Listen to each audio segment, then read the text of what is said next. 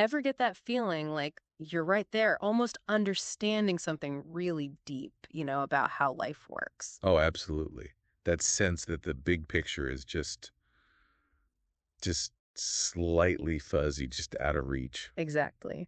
Well, that's kind of where we're heading today on the deep dive. We're going to explore that very feeling, looking specifically at the illusion of control and, well, karma, that big mysterious concept. It's fascinating stuff. I mean, we get some really compelling ideas to unpack, drawing from, ancient wisdom right through to more contemporary thought. Yeah, our mission today, if you like, isn't really to hand you a simple definition of karma. Let's be honest, that might be missing the point.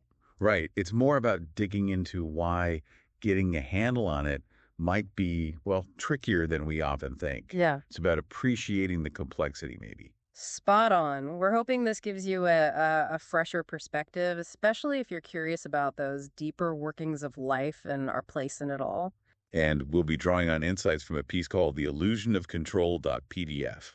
It pulls together ideas from people like Socrates, ancient rishis like Vishwamitra, the Buddha. And also the modern Advaita teacher, Sri Sarapriyananda. So quite a range. Okay, let's dive in. So a good starting point is probably our, very human need for certainty. We just seem hardwired to want to understand things, to categorize them. Definitely. We try to make sense of everything, put it in boxes. We're pattern seekers, right? But then you bump up against these huge concepts like karma, Yeah. and the idea starts to emerge that maybe some things are just inherently mysterious. You mean they operate beyond what our minds can fully map out? Exactly. That's the tension.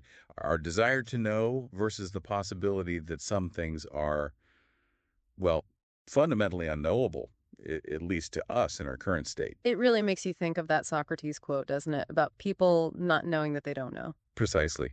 Are we sometimes a bit too confident about how karma works, Yeah. perhaps falling into that same trap? It does give you pause. And it's not like this is a new idea either. When you look at what some really revered figures Yeah, said. that's what's so striking. Take Rishi Vishwamitra. I mean, this is the sage associated with the Gayatri Mantra, hugely important. Okay.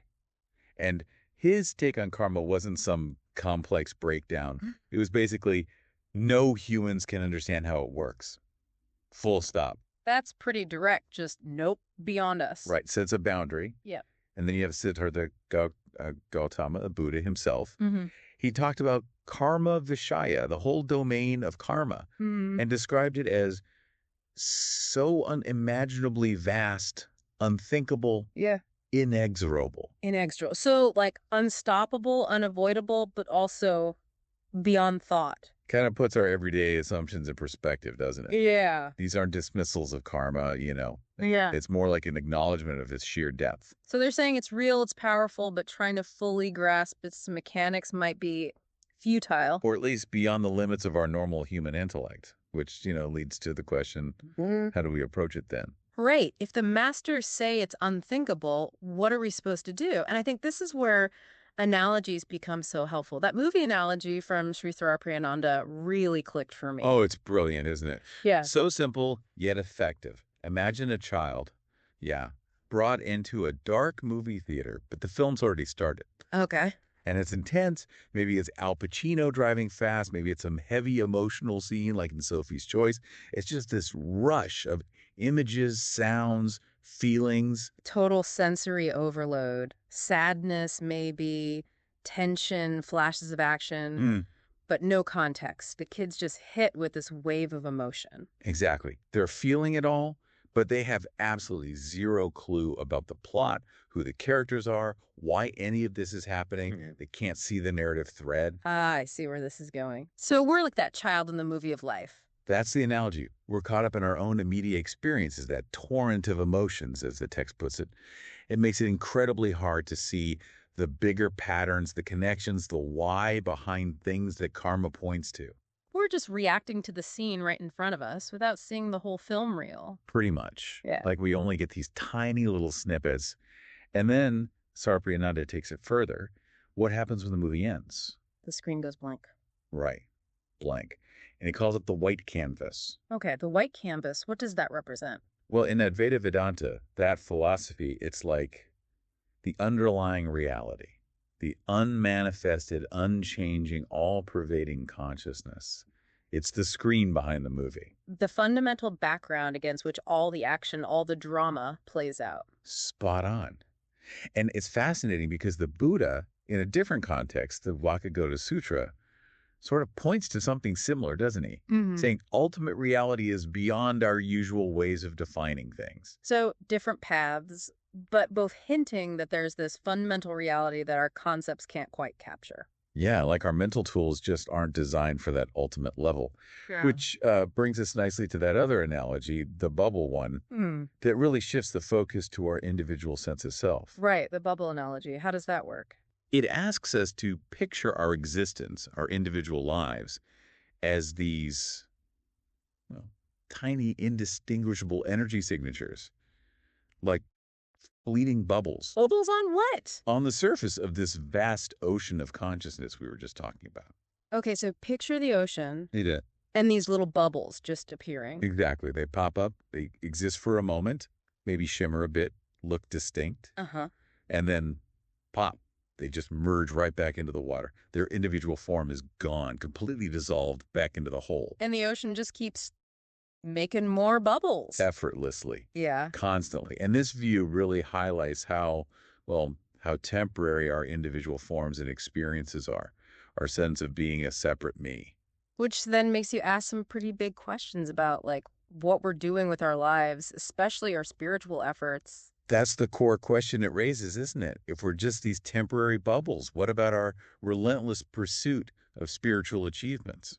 Yeah, the text says it could feel like an endless chase after a mirage. Is all that striving, meditating, trying to get somewhere, is it based on a mistaken identity? Well, this is where the reframing comes in. And it's quite subtle, I think. It's not saying those practices are pointless. Not at all. Okay, so it's not dismissing meditation or service or anything like that. No, but maybe shifting the reason why we do them. What if they aren't just means to an end? Like steps on a ladder to get somewhere else? So, not just about racking up good karma points or reaching enlightenment as me, the bubble. Maybe less about that and more about uh, the joyful playing of a game. It's about engaging consciously with this temporary reality, knowing it's temporary. Mm. So, the practice itself becomes the point, like enjoying the dance rather than just waiting for the music to end. Exactly. Savoring the process, the engagement, the experience of being this particular bubble right now, while knowing you're also the ocean. And knowing the ocean will just keep creating more bubbles anyway. The potential is always there, regardless of what my bubble achieves. Right. And seeing it that way, well, it can be incredibly freeing, can it? It potentially lifts that weight, the anxieties of striving, and the illusion of ultimate control.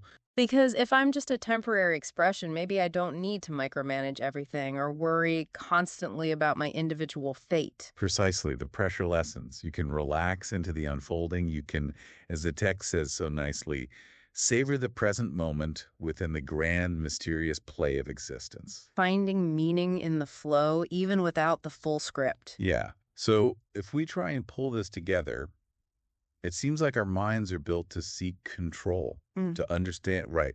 That's just human nature. We want answers, especially for big things like karma.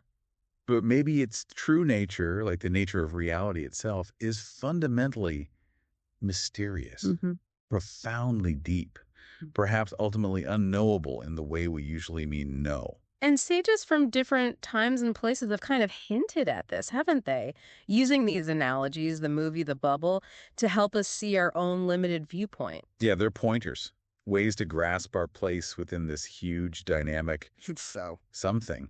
And crucially, realizing this doesn't make our lives or our efforts meaningless. It's not nihilistic. No, quite the opposite, perhaps. Yeah. It reframes it all as participation. Hmm. Conscious, engaged participation in this incredible, vast unfolding that we're part of, even if we can't see the whole blueprint. Okay, so here's something to really chew on then. If that striving for total understanding, total control is maybe chasing a mirage, like the text suggests, Mhm. what does that open up? If we lean into the mystery instead, if we focus on just experiencing this present moment fully, what changes? What does it actually mean to live like authentically and fully within a reality we might never ever completely get our heads Yeah. around? What does that life look like?